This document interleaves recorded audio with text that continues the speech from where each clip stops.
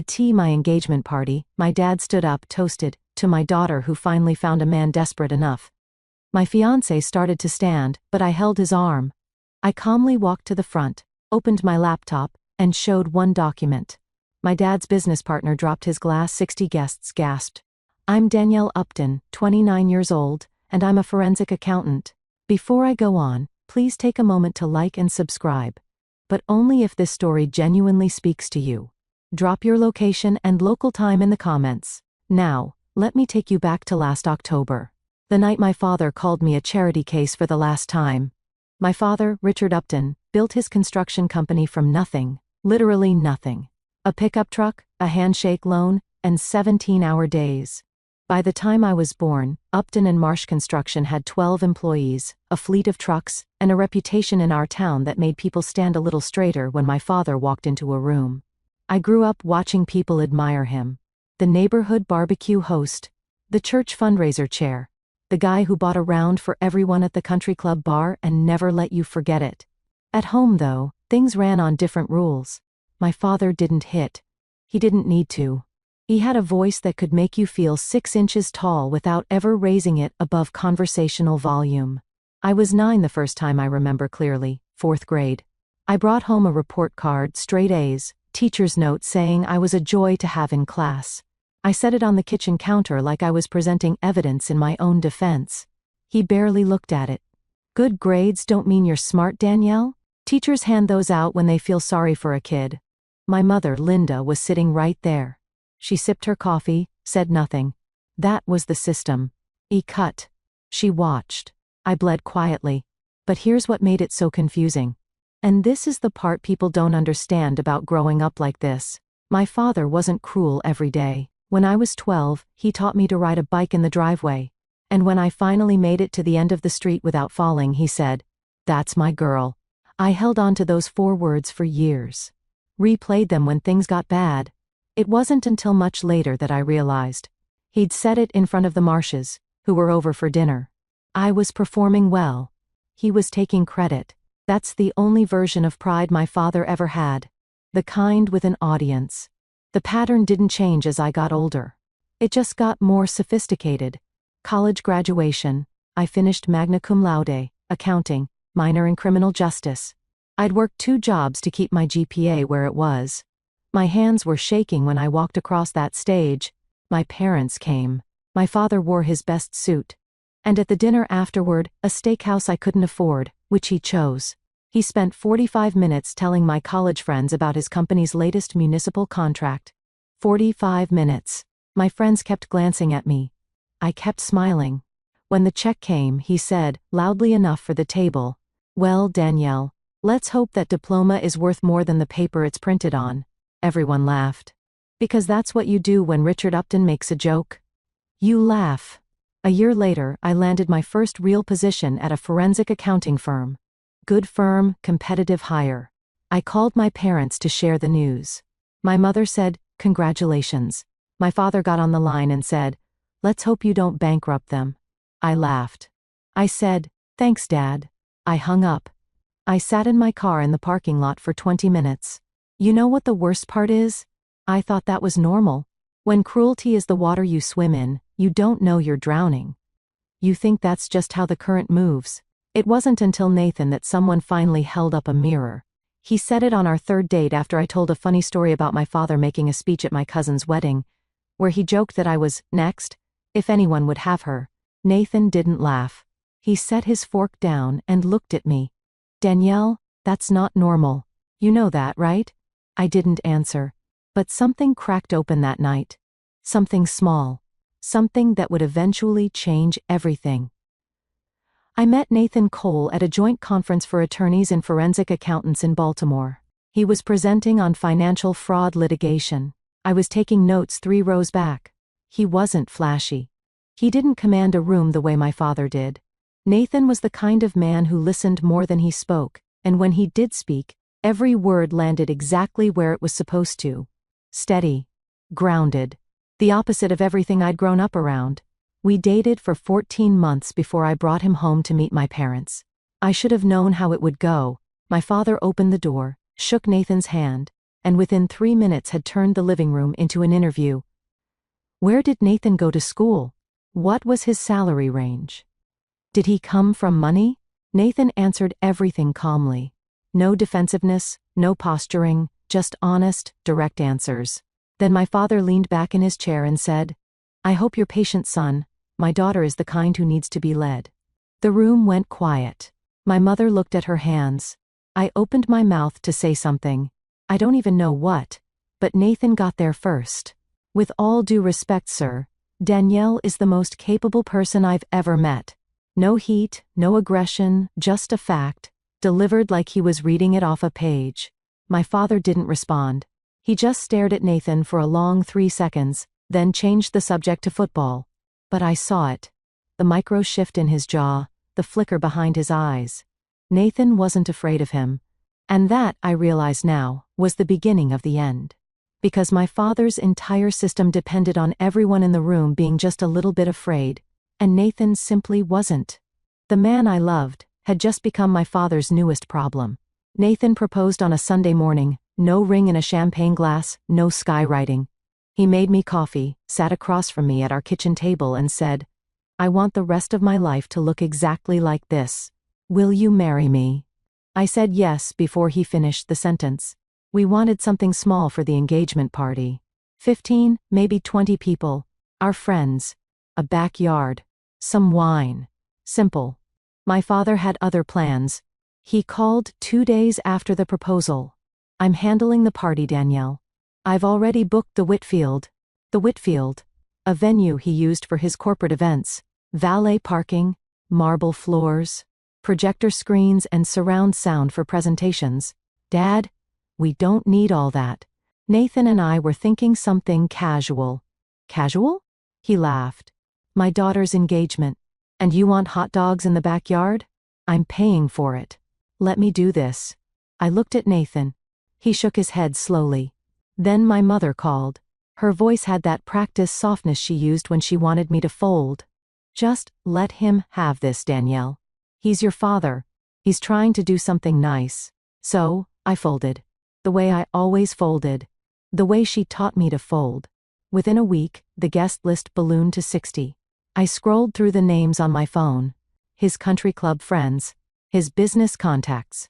His golf partners. People whose last names I recognized from his company's holiday card list. My friends. 8. Total. This wasn't my engagement party. It was his stage. And I'd handed him the microphone without a fight. I didn't know yet that he'd been writing his toast for a week. And that what he'd written wasn't a blessing. It was a weapon. The night before the party, Nathan and I were lying in bed.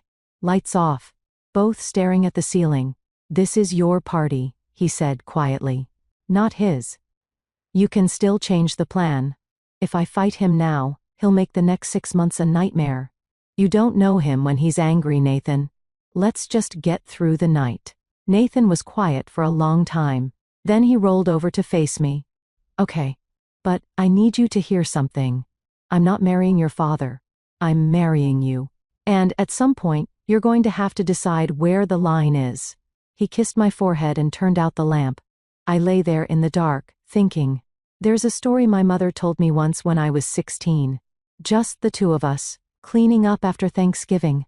She said that early in her marriage, maybe year 2 or 3, she'd pushed back against my father about something. She wouldn't say what.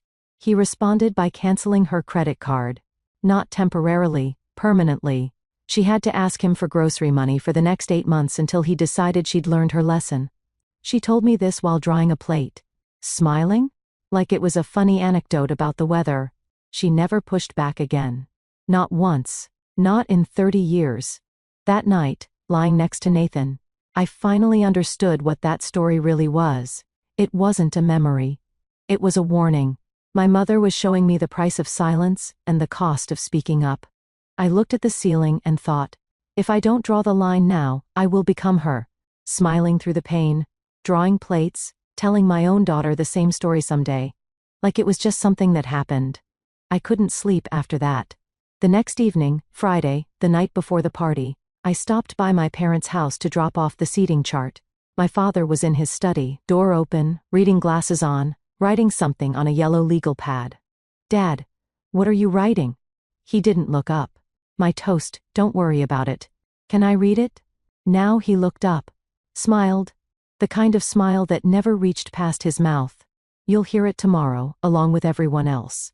Something cold moved through my chest. "Dad, it's my engagement party. I think I have a right to—" "Danielle." His voice dropped half a register. The warning tone. The one that meant stop talking. "Trust me, sweetheart. Everyone will remember this toast." My mother appeared in the doorway, holding a mug of tea. She read the room in half a second. She was always good at that. And steered the conversation sideways. "Your father always gives wonderful speeches, honey. Remember Uncle Joe's retirement?" I remembered. Uncle Joe's retirement dinner. 4 years ago. My father stood up in front of 40 people and joked that Joe was retiring because no one needed him anymore. Not even his wife. Joe laughed. Everyone laughed. Joe's wife didn't. That was my father's gift. He could gut you in public and make it sound like affection. I left the study without another word. Grabbed my laptop bag from the car. I had a client audit deadline Monday morning and needed to finalize files over the weekend. The bag went in the trunk. "Bring the laptop to the party," Nathan had said earlier. "You can work during setup. Send the file before dinner." A practical suggestion, nothing more. That laptop would end up being the most important thing I brought to that party, but neither of us knew that yet. Saturday morning. The day of the party. I was drinking coffee and reviewing seating assignments when the event coordinator emailed the final guest list. Richard had made last-minute additions. I opened the attachment. 62 names. I started counting. His golf for some. The Hendersons from the country club. 2 couples from his Rotary chapter. The Warrens. His insurance broker and wife. A contractor he'd known for 6 months. 6 months. And the man was invited to my engagement party. Gerald and Patricia Marsh. Table 1. Front and center. Right next to family. My college friends. My CO workers. I found them. Table 8. By the kitchen. I called my father. "Dad, where are my people?" Emily jazzed the group from work. "They're at the back table." There wasn't room up front, Danielle. I had to prioritize. Prioritize who your golf buddies. His voice sharpened. "This is a networking opportunity, not a slumber party. Don't be selfish." I hung up. My hands were shaking. Not from anger. From the old familiar helplessness of being rearranged by someone who thinks they own every room they walk. Nathan was watching from across the kitchen. He hadn't said a word during the call, but his jaw was tight. He invited Gerald to sit at table 1. I said. "Front row? Right next to us." Nathan leaned against the counter. "You know why, right?" I looked at him. "He's performing," Nathan said. "For Gerald? For all of them. The loving father. The happy family. He's putting us on display like a window display for his business partners." I stared at the guest list on my screen. 62 names. And I was a prop at my own party. I closed the laptop, got dressed, and drove to the venue to watch my father's show. I arrived at the Whitfield an hour early to help with setup. The venue was exactly the kind of place my father loved. Exposed brick, brass fixtures, long mahogany bar. A projector screen at the far end. Already rigged for the slideshow, my father had curated a family photos. Photos he chose. Moments he approved of. I was adjusting centerpieces at table 3 when I heard his voice. It came from the hallway near the coat check. My father and Gerald Marsh standing close, drinks already in hand. I was around the corner. They didn't see me. "I tell you, Gerald, I'm so proud of my little girl." My father's voice. Warm. Expensive. The voice he used in public. "She's everything I raised her to be." Gerald laughed. "You've done a hell of a job, Rich. Not every father stays this involved. Family first. That's always been my motto." I stood there behind the wall. Centerpiece still in my hand. The word echoed. Proud. My father had just said he was proud of me. He had never, not once, said that word to my face.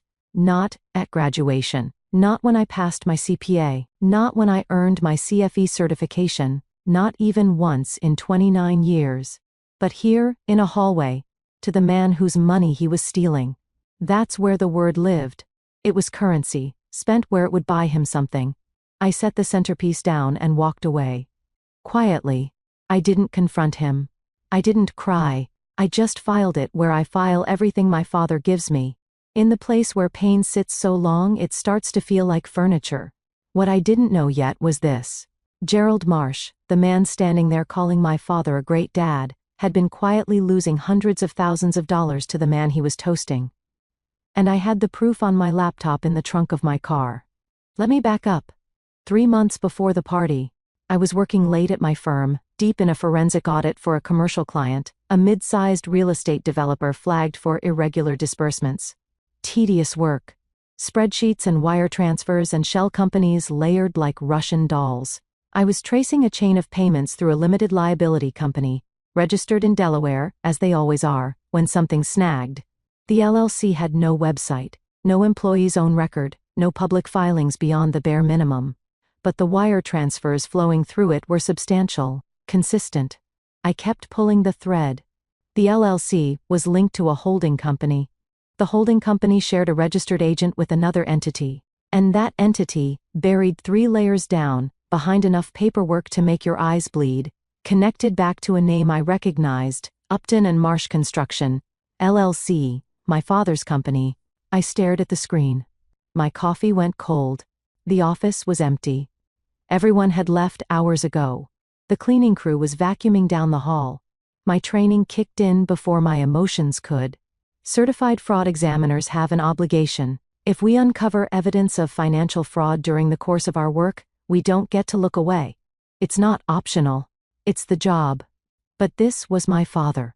I saved the files, closed the laptop, drove home, sat in my car in the driveway for 10 minutes, engine off, hands on the wheel.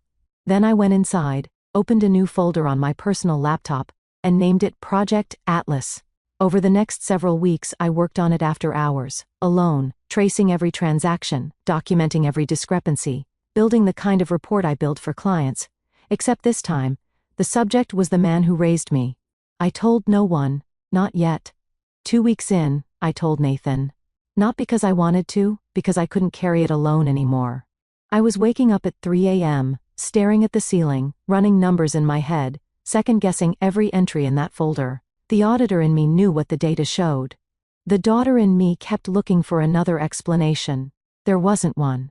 I sat Nathan down at the kitchen table on a Tuesday night, showed him the summary. He read it slowly, the way lawyers read everything. Once for content, once for implications. When he finished, he looked up. How much? Hard to say without full access, but based on what I can trace, significant, over a decade, he set the papers down. What do you want to do with this? I don't know. He's my father. Nathan nodded. He didn't push, didn't lecture, didn't say what any reasonable person would have said, which is, your father is a thief. Instead, he leaned forward and said the thing that mattered most. He's also stealing from a man who trusts him. Gerald's been his partner for 15 years. I looked at the table, the grain in the wood, the ring stain from my coffee mug. Whatever you decide, Nathan said, I'm with you, but don't sit on this too long. Gerald deserves to know. I agreed. My plan was clear. Finish the audit. Compile the full report.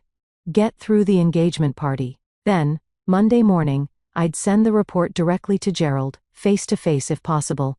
Clean, professional, no drama, no scene. Just the truth. Delivered the way I deliver it to any client. Bring the laptop to the party, Nathan said a few days later. You've got that Monday deadline anyway. It was a practical suggestion, reasonable.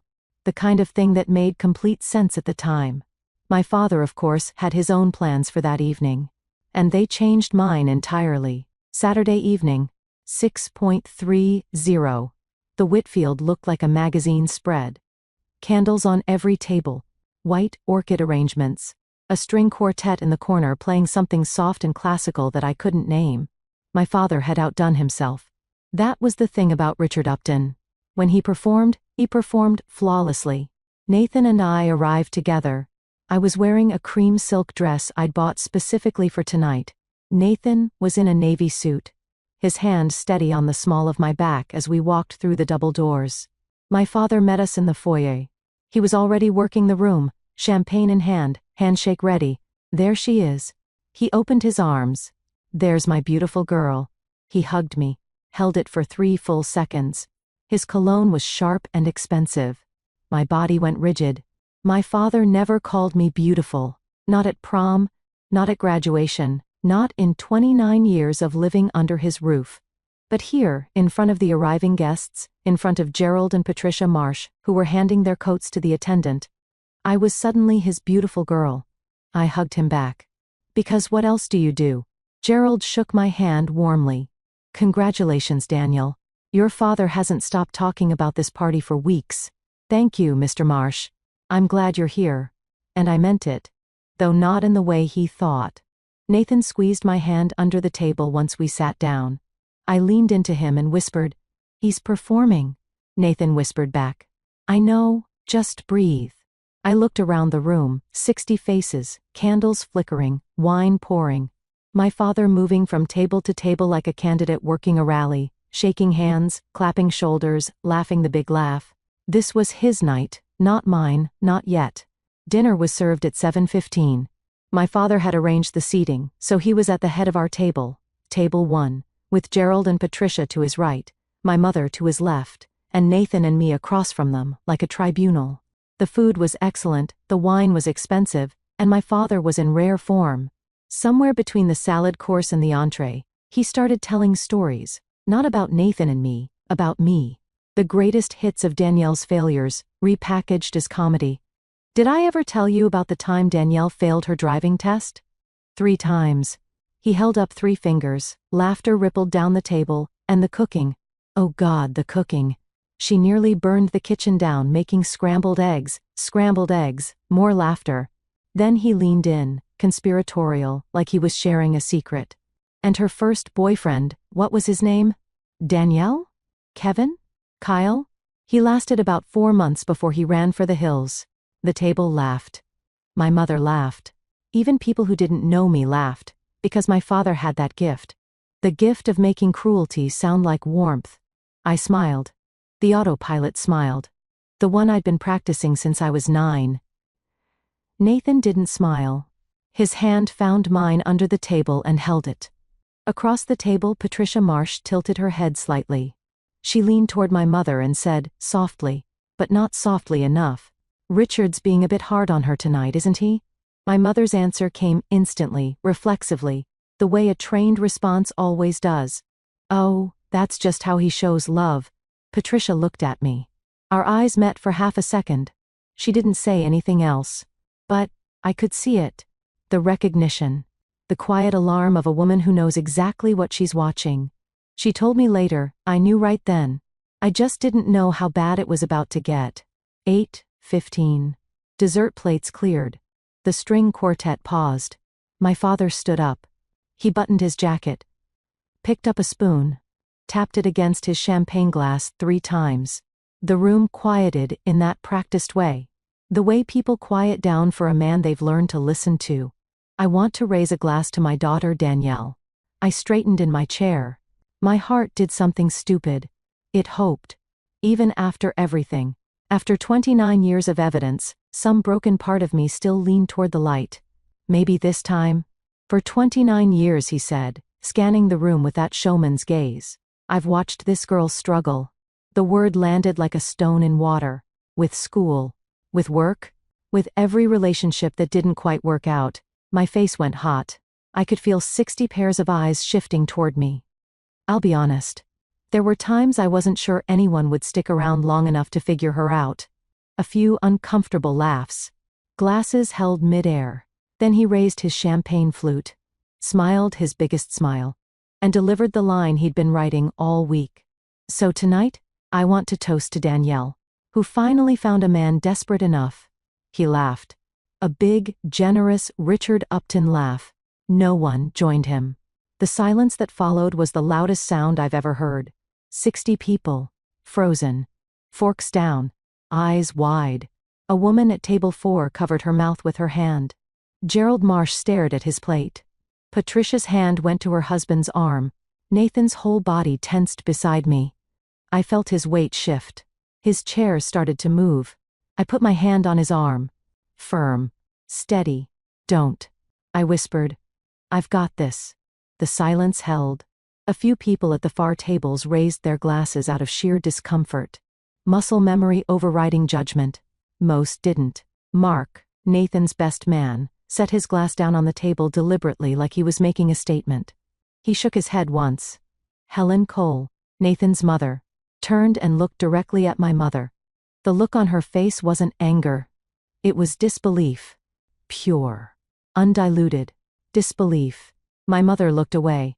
My father stood there, glass still raised, reading the room. He was smart enough to feel the temperature drop.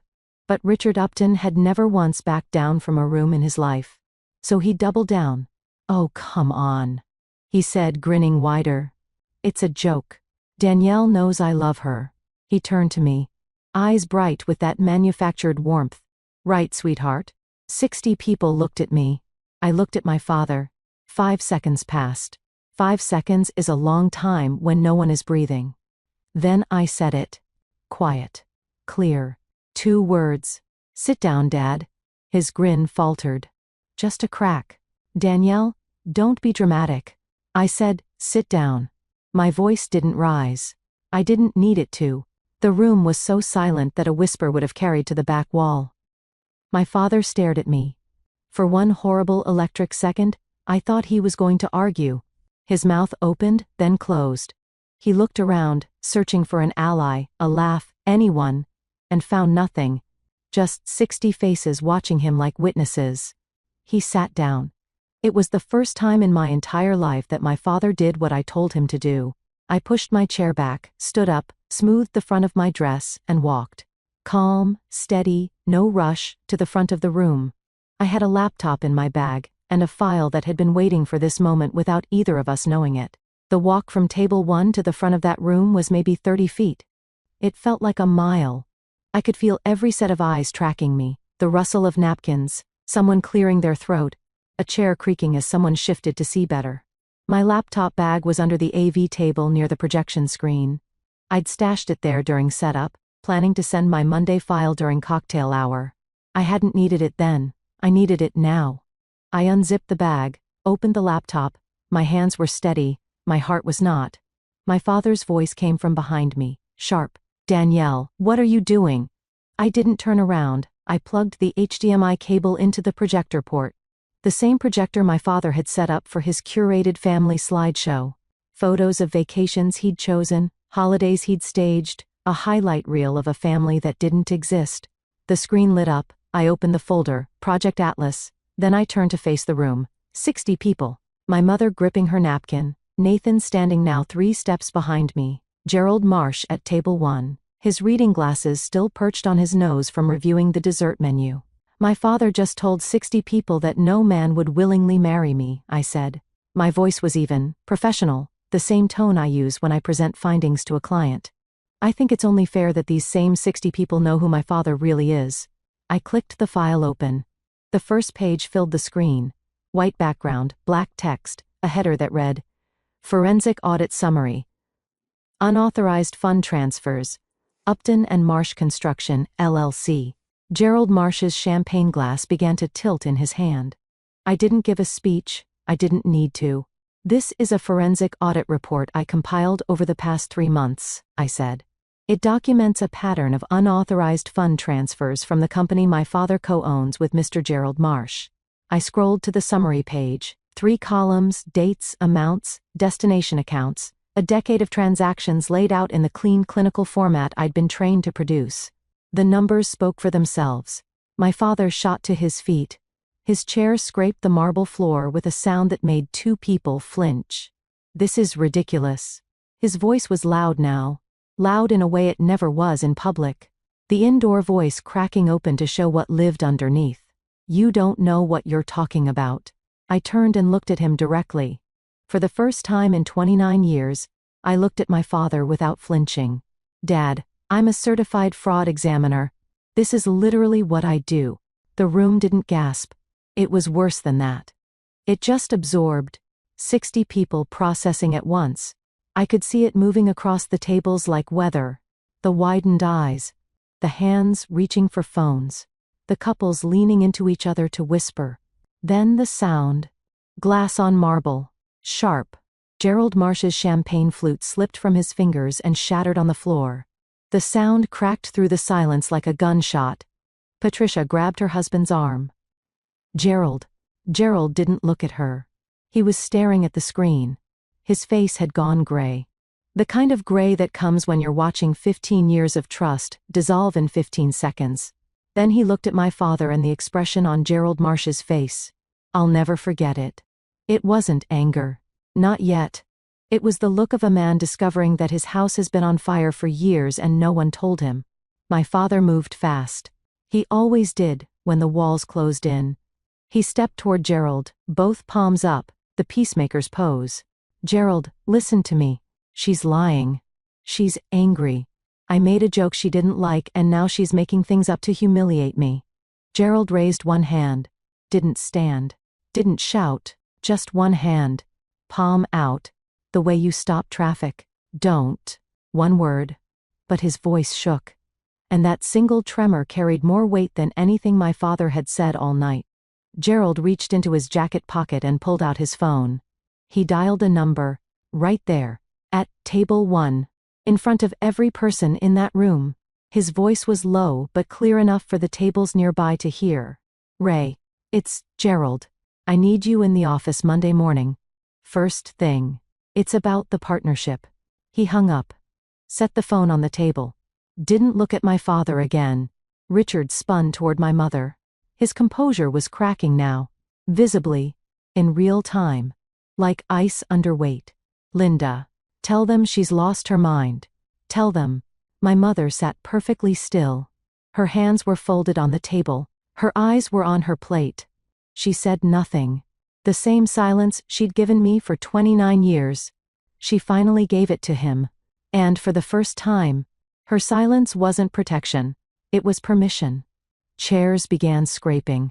Guests at the far tables stood quietly, reaching for coats and purses. No dramatic exits. Just the slow, unmistakable withdrawal of people who no longer wanted to be in the room. Nathan stepped up beside me. He didn't say a word. Just placed his hand gently between my shoulder blades.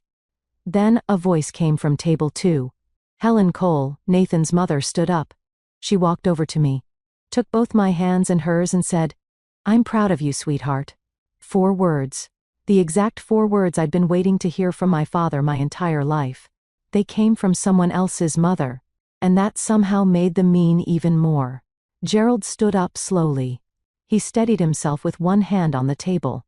Not because he was weak, but because he was holding himself together. He walked to my father. The 2 men stood face to face in front of 60. No, maybe 50 now.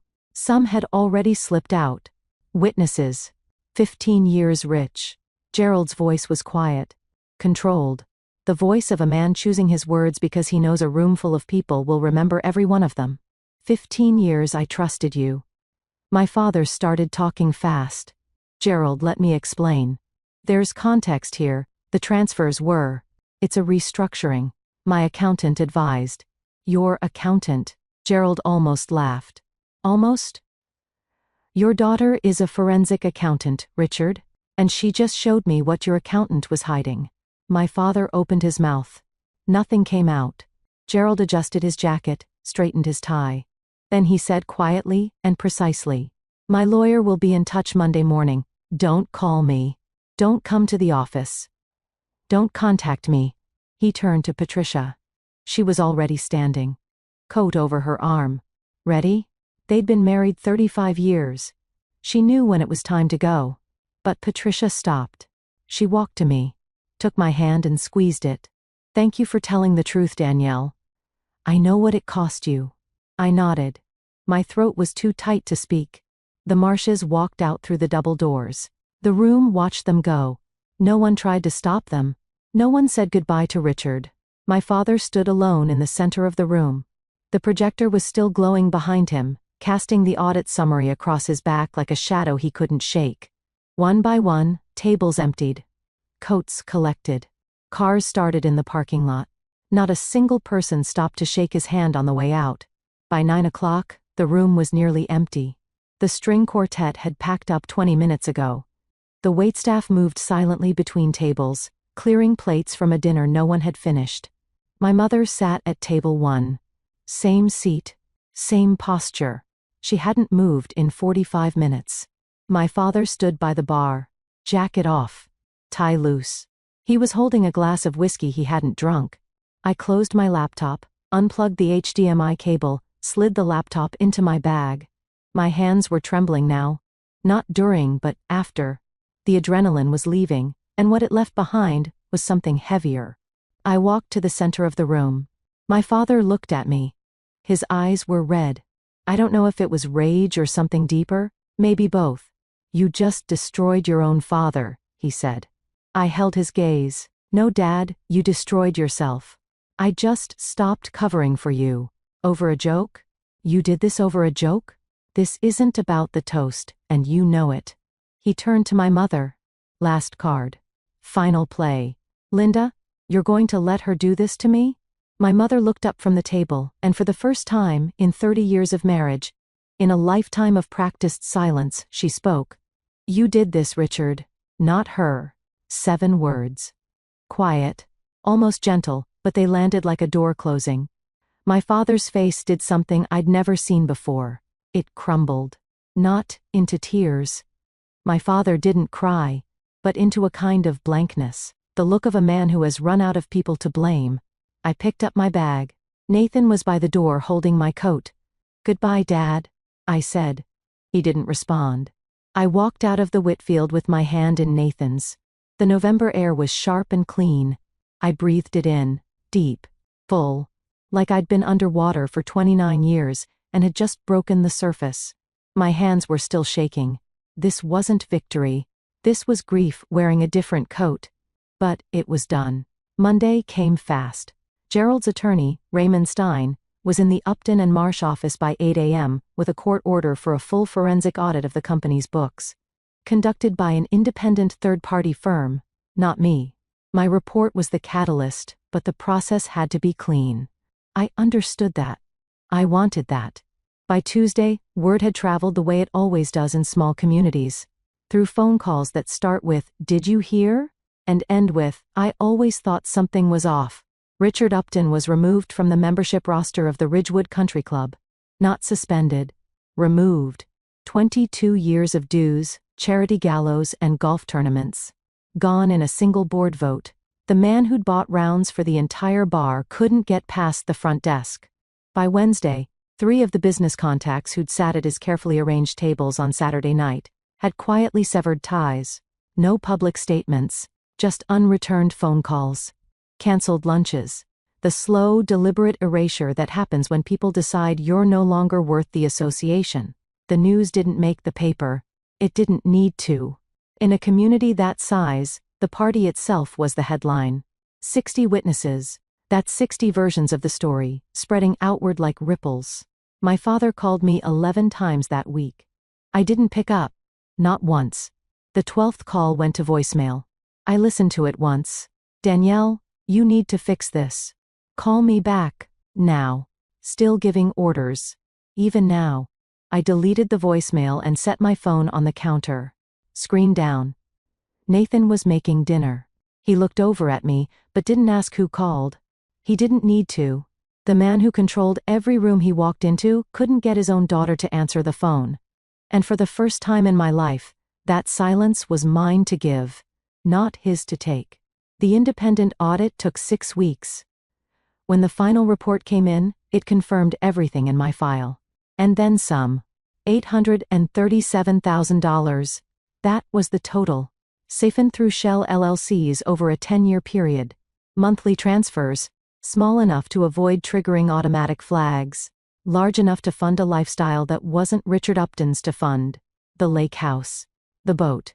The country club membership he no longer had. Gerald filed a civil lawsuit in January. Breach of fiduciary duty. Fraud. Conversion of partnership assets. His attorney told Nathan, off the record, attorney to attorney, that a criminal referral to the district attorney's office was under consideration. My father hired a defense lawyer. A good one. But good lawyers cost money. and my father's liquid assets were frozen pending the outcome of the civil case. He burned through his personal savings in the first 2 months. By March, Upton and March construction was suspended, operations halted, contracts voided. The 12 employees my father used to brag about were collecting unemployment. Then the lake house went up for sale. I saw the listing online. The same house where my father hosted 4th of July barbecues, where he held court on the back deck with a beer in his hand, telling everyone within earshot how he'd built everything from nothing. Turns out a lot of that everything belonged to Gerald. Nathan showed me the listing one evening. I looked at it for 10 seconds, then closed the tab. "You okay?" he asked. "I didn't do this to him," I said. "He did this to himself." Nathan nodded. "I know. But it still doesn't feel good. It's not supposed to." He was right. Justice isn't supposed to feel like celebration. It's supposed to feel like the weight of a door finally closing. Heavy, final, and necessary. But the heaviest moment was still coming, and it arrived 2 weeks later. Through a phone call I wasn't expecting. My mother called on a Sunday afternoon. I almost didn't answer, but something made me pick up. Maybe instinct. Maybe hope. Maybe just the fact that she'd never called me on a Sunday before. Sundays were Richard's day. Football and silence. "Danielle?" Her voice was different.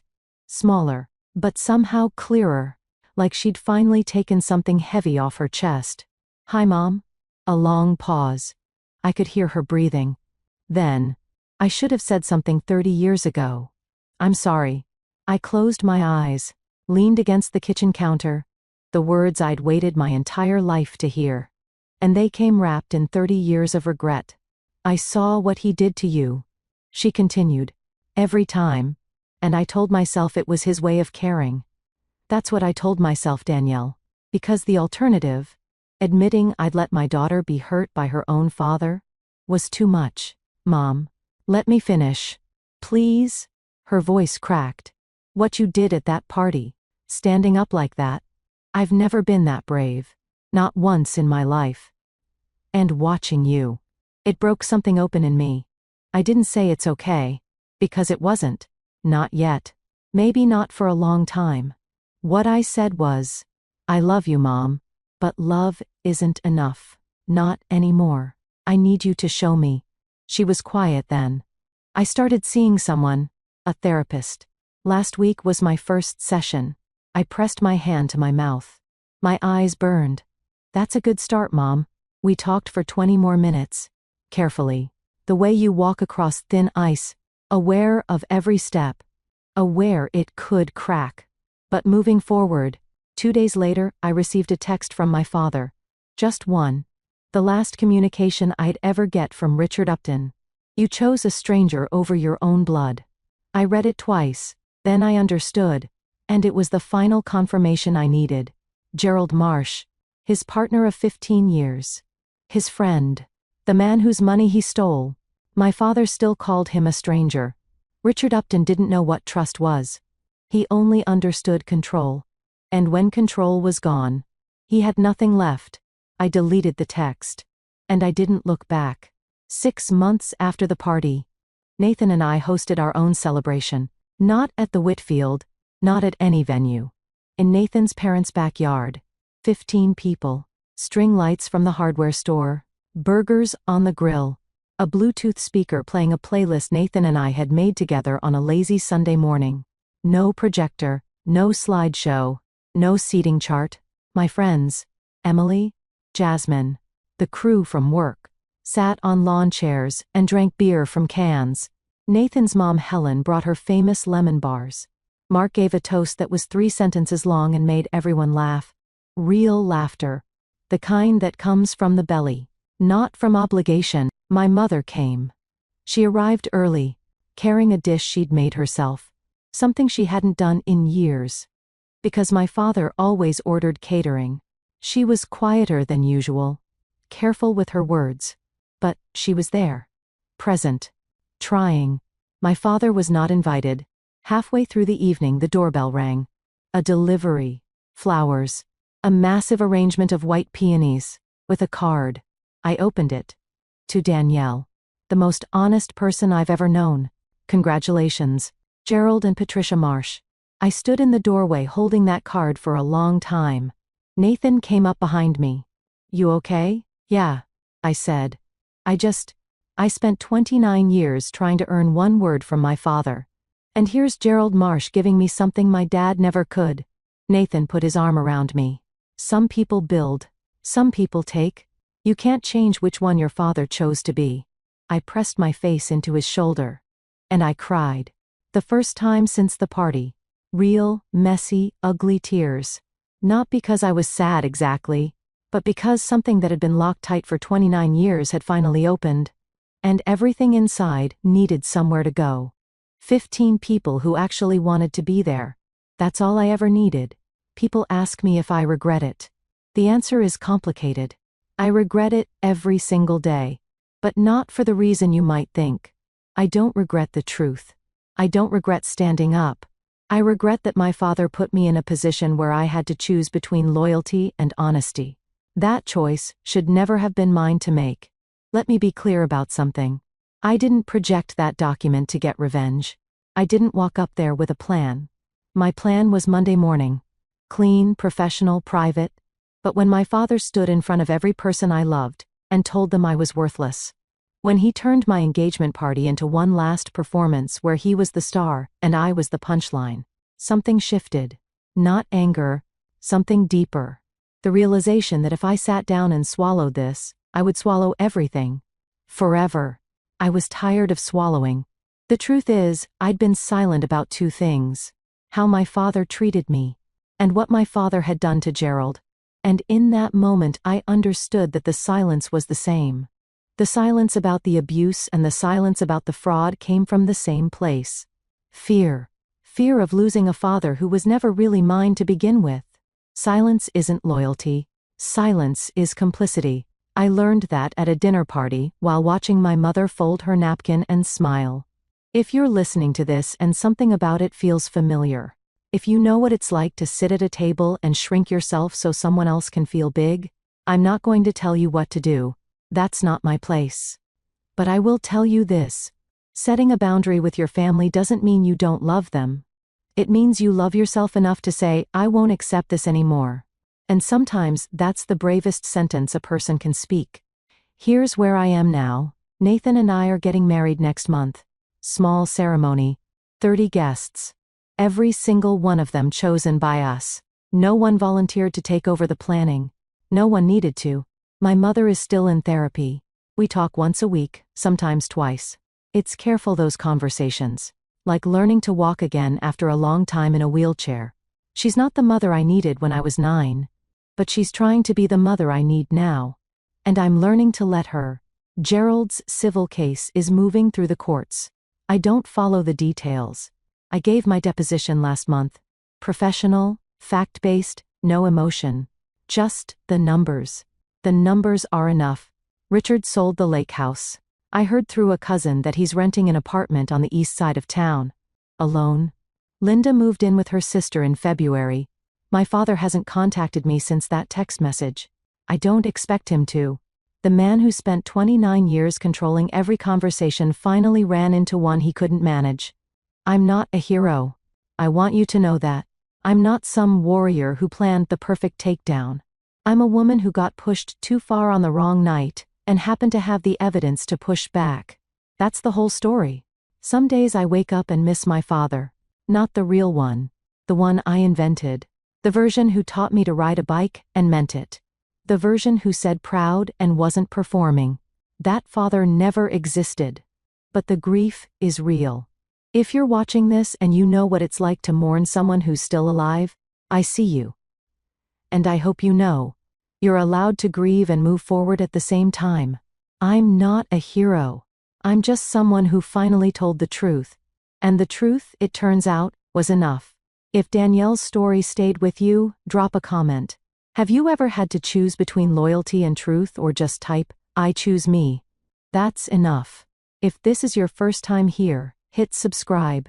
I share stories like this every week.